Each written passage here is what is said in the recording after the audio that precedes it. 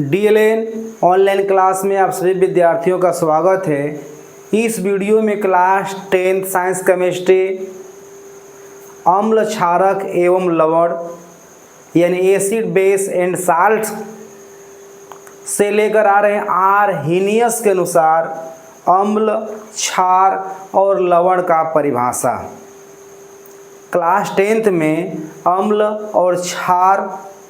अम्ल क्षारक और लवण को डिफाइन यानी परिभाषित करने के लिए आर्हेनियस ने क्या कहा, तो सबसे पहले हम लोग चलते हैं अम्ल का डेफिनेशन देंगे।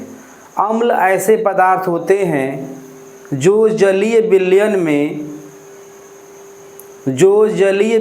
में आयनन के पश्चात हाइड्रोजन आयन धनायन के रूप में देते हैं।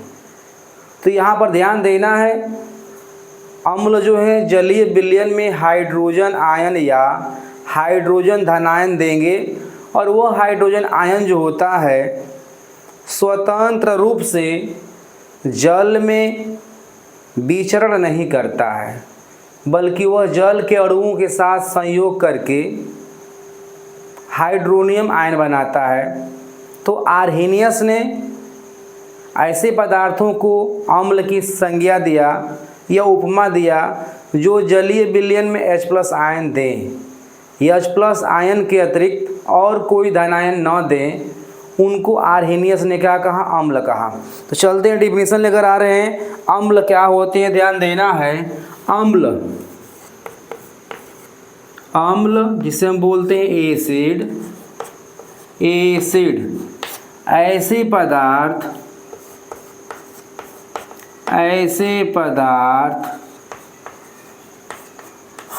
जो जलीय विलयन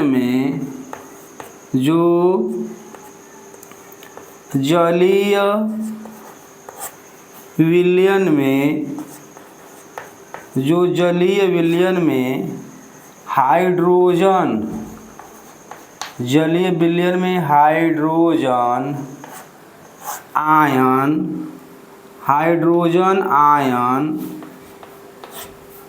देते हैं। हाइड्रोजन आयन यानी H+ हाइड्रोजन आयन उत्पन्न करते हैं या देते हैं। हाइड्रोजन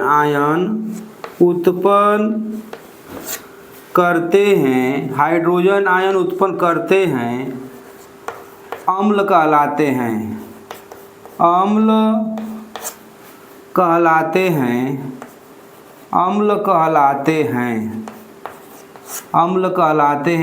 यानी आर्हेनियस के अनुसार वही पदार्थ अम्ल होगा जो जलीय विलयन में H+ आयन देगा। तो ध्यान देना है, ऐसे पदार्थ जो जलीय विलयन में हाइड्रोजन आयन यानी H+ आयन उत्पन्न करते हैं अम्ल कहलाते हैं। ये हाइड्रोजन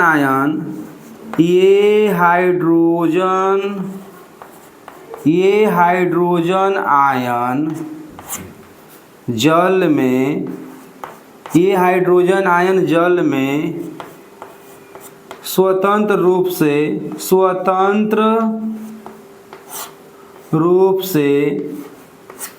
विचरण नहीं करते, स्वतंत्र रूप से विचरण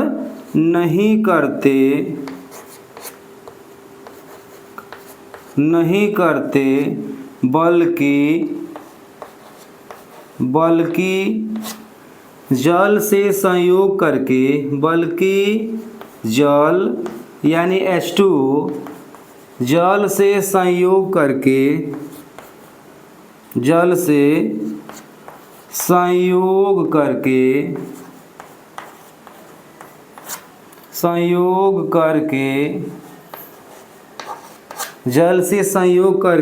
हाइड्रोनियम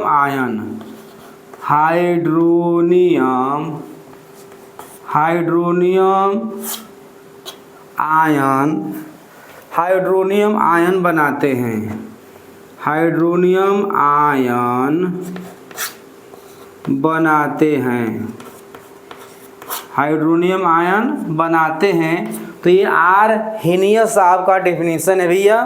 अम्ल ऐसे पदार्थ हैं जो जलीय विलयन में हाइड्रोजन आयन उत्पन्न करेंगे, यानी आयनन के पश्चात हाइड्रोजन आयन उत्पन्न करेंगे, और जो हाइड्रोजन आयन उत्पन्न करेंगे वह जल में स्वतंत्र रूप से विचरण नहीं करेगा, बल्कि वह जल के साथ संयोग करके हाइड्रोनियम आयन बनाएगा। तो यहाँ पर एग्जाम्पल लेते हैं, ध्यान देना है। इससे पहले अम्ल, क्षार और लवण का डेफिनेशन जो लेकर आए थे वो लेवाजियर और डेवी के अनुसार था। तो अगर हमें किसी भी लेसन में अगर स्ट्रांग बनना है तो बेस मजबूत होना ज़रूरी है। तो यहाँ पर हम चलते हैं, ध्यान देना है। कुछ ऐसे अम्लों को हम लेंगे, एग्जाम्पल के तौर पे ध्यान देना है। एग्जाम्पल के रूप में हम लोग कुछ अम्लों का यहाँ पे एग्जाम्पल दिखा रहे हैं, ध्यान देना है। HCl हाइड्रोक्लोरिक अम्ल, H2SO4 सल्फ्यूरिक अम्ल, HNO3 नाइट्रिक अम्ल, H2CO3 कार्बोनिक अम्ल, HNO2 नाइट्रस अम्ल, H3PO4 फास्फोरिक अम्ल, H2C2O4 ऑक्जेलिक अम्ल। ये सब क्या है, ध्यान देना है, ये सब जो है अम्ल हैं। अब यहाँ पर जितने भी अम्ल हैं, इन अम्लों में विस्थापनशील या विस्थापनीय हाइड्रोजन आयन है, और जो विस्थापनीय हाइड्रोजन आयन होता है वह जल में आयनन के पश्चात जो है मुक्त हो जाता है, स्वतंत्र हो जाता है, और जल से संयोग करके क्या बनाएगा, हाइड्रोनियम आयन बनाएगा। तो यहाँ पर ध्यान देते हैं, ध्यान देना है। हम लेते हैं यहाँ पर एग्जाम्पल दिखा रहे हैं, ध्यान देना है। कोई हम एक एसिड दिखा रहे हैं, कोई एक एसिड को ले रहे हैं और जल में उसका हम लोग हाइड्रोलिसिस यानी जल अवरण कराएंगे। तो ध्यान देना है भैया, क्या बनेगा। चलते हैं यहाँ पर लेते हैं H2SO4। तो H2SO4 का जल में पहले क्या होगा, आयनन होगा, क्योंकि आर्हेनियस ने कहा था ऐसे पदार्थ जो जलीय विलयन में आयन के रूप में वियोजित हो जाते हैं उसे हम वैद्युत अपघट्य पदार्थ कहते हैं, और जो आयन के रूप में नहीं टूटते हैं या वियोजित होते हैं उसे हम क्या बोलते हैं, अनआयनित कहते हैं। तो जितने भी अम्ल होते हैं वे सभी वैद्युत अपघट्य पदार्थ होते हैं, क्योंकि उनका जल में आयनन हो जाता है। तो यहाँ पर ध्यान देना है, इसको हम लोग पहले इसका हम लोग आयनन कराएंगे। तो जब आयनन होगा सल्फ्यूरिक अम्ल का तो यह देगा 2H प्लस SO4 के पावर -2। तो ध्यान देना यहाँ पे, यहाँ पर ये जो है हाइड्रोजन आयन है जिसे हम प्रोटॉन के नाम से भी जानते हैं, और ये सल्फेट अम्लीय मूलक है। अब यहाँ पर जो हाइड्रोजन आयन बना है वह जब चूँकि जितनी संख्या में हाइड्रोजन आयन बनेगा उतनी ही संख्या में जल के अणुओं से संयोग करके क्या बनाएगा, हाइड्रोनियम आयन बनाएगा। तो ध्यान देना, यहाँ पे हम लेते हैं। तो यहाँ पर 2H plus 2H2O plus SO4 पे -2। तो इधर क्या बनेगा, ध्यान देना है, 2H3O प्लस SO4 पे -2। तो अब यहाँ पर ध्यान देना, यही है हाइड्रोनियम आयन। ये क्या है, हाइड्रोनियम आयन। तो ये ध्यान देना है, जितने भी यहाँ पर अम्लों का एग्जाम्पल लिखा गया है वे सभी अम्ल जो है जलीय विलयन में आयनन के पश्चात हाइड्रोजन आयन देंगे, और वह हाइड्रोजन आयन जो है जितनी संख्या में अम्ल हाइड्रोजन आयन देंगे उतनी संख्या में जल कर उसे संयोग करेगा और क्या बनेगा, हाइड्रोनियम आयन बनेगा। तो ये अम्ल का डेफिनेशन बिल्कुल क्लियर हुआ होगा आर्हेनियस के अनुसार, क्योंकि आर्हेनियस ने अम्ल, क्षार या लवण को डिवाइड किया। तो बेसिक इसका आधार क्या रहा, वैद्युत वियोजन। वैद्युत वियोजन कराया जाएगा, अगर वो H+ आयन देता है तो निश्चित तौर से वो अम्ल होगा, ध्यान देना है। अब हम लोग चलते हैं क्षारक में। चूँकि लेवाजियर और डेवी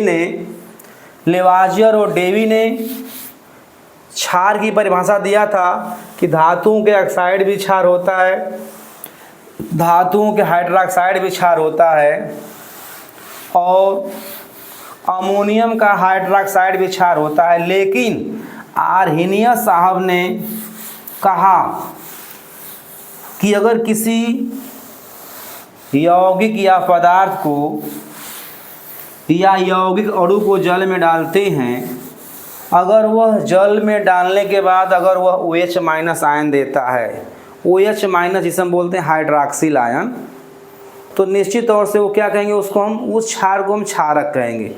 तो चलते हमको लेसन में पढ़ना क्या है, क्षारक के विषय में ही जानना है।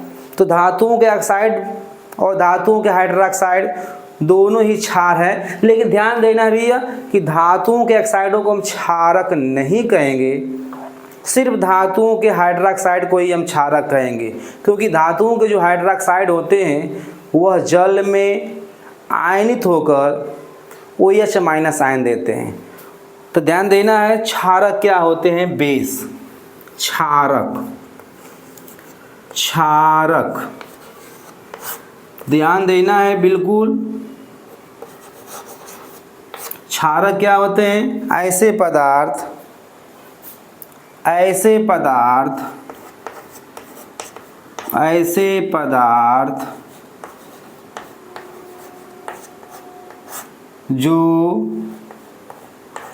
पदार्थ जो जल में वियोजित होकर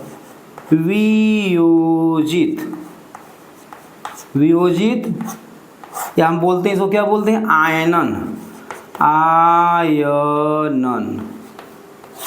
ध्यान देना है, ऐसे पदार्थ जो जल में वियोजित होकर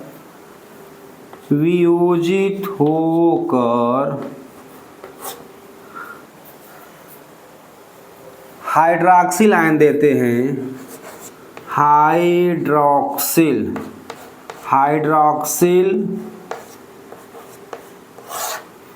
आयन OH- हाइड्रॉक्सिल आयन उत्पन्न करते हैं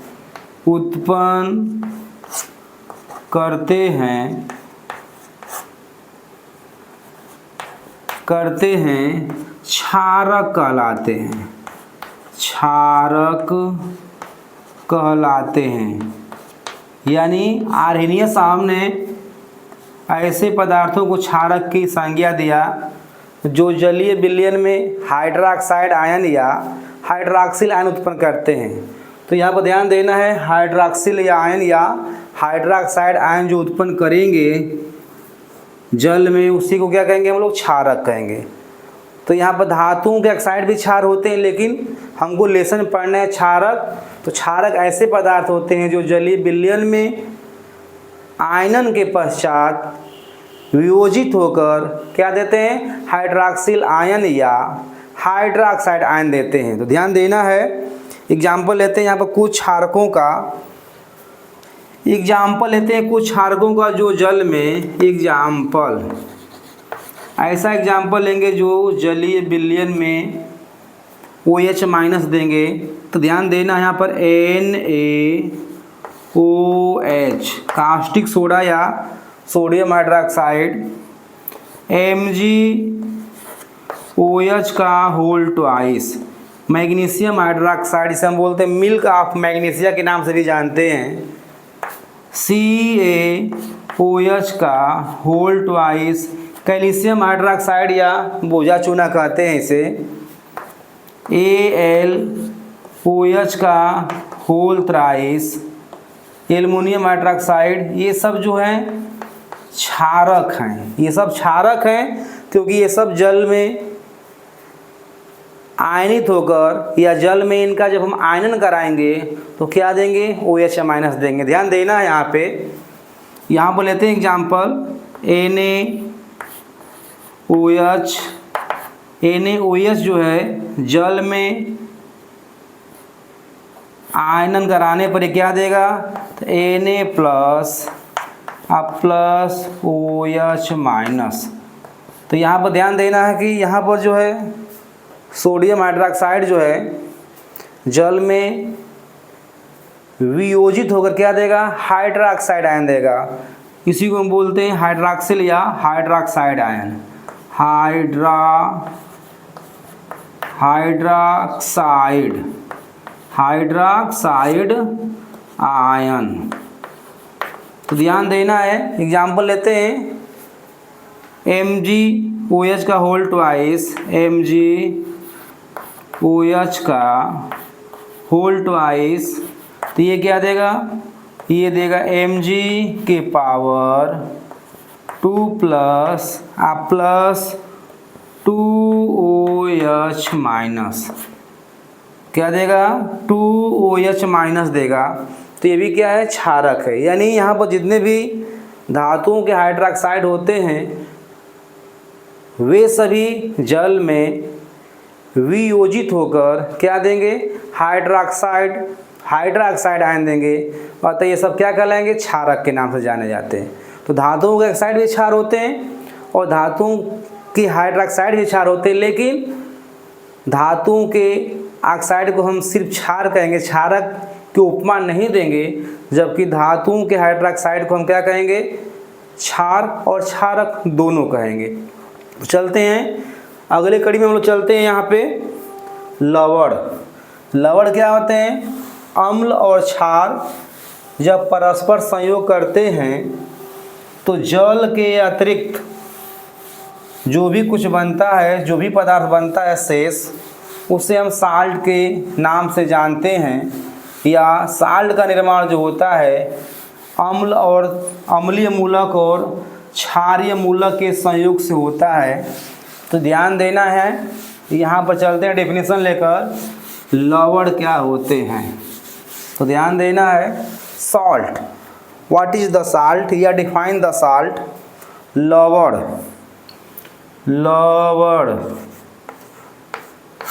जिसे हम बोलते हैं साल्ट, ऐसे पदार्थ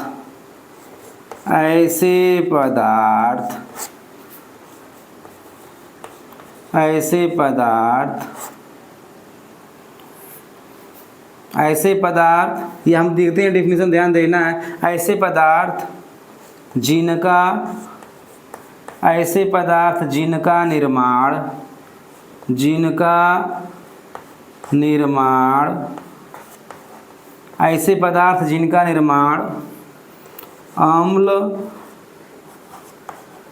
अम्ल या अम्लीय एवं क्षारीय मूलक के संयोग से होता है। क्षारीय मूलक के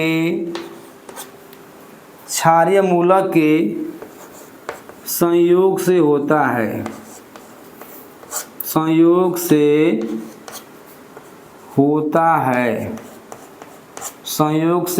है। तब यहाँ पर ध्यान देना, ऐसे पदार्थ अम्ल ऐसे पदार्थ होते हैं जिनका निर्माण जो होता है अम्लीय एवं क्षारीय मूलक के संयोग से होता है। या हम एक और डिफिनेशन लेकर आते हैं, ध्यान देना है। या अम्ल और क्षार के संयोग से अम्ल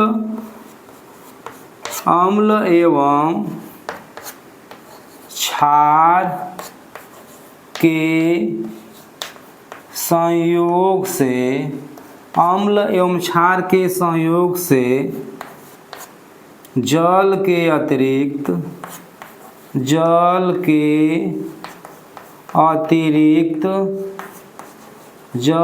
अतिरिक्त जो यौगिक जो यौगिक प्राप्त होता है, जो यौगिक प्राप्त होता है,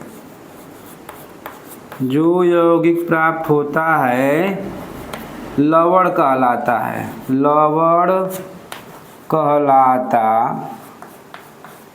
लवण कहलाता है।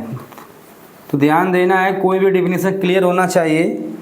यहाँ पर ध्यान देना है, ऐसे पदार्थ जिनका निर्माण अम्लीय एवं क्षारीय मूलक के संयोग से होता है लवण कहलाता है, या अम्ल एवं क्षार के संयोग से जल के अतिरिक्त जो यौगिक प्राप्त होता है उससे हम लवण कहते हैं। एग्जाम्पल लेते हैं, ध्यान देना है यहाँ पे HCl, ये है भैया एसिड, ये है अम्ल, प्लस लेते हैं NaOH, सोडियम हाइड्रोक्साइड जो बेस है, क्षारक है, दोनों में संयोग होगा तो बनेगा क्या, ध्यान देना है। यहाँ से निकालेंगे अम्लीय मूलक Cl, यहाँ से निकालेंगे क्षारीय मूलक Na सोडियम, तो बनेगा NaCl प्लस H2O।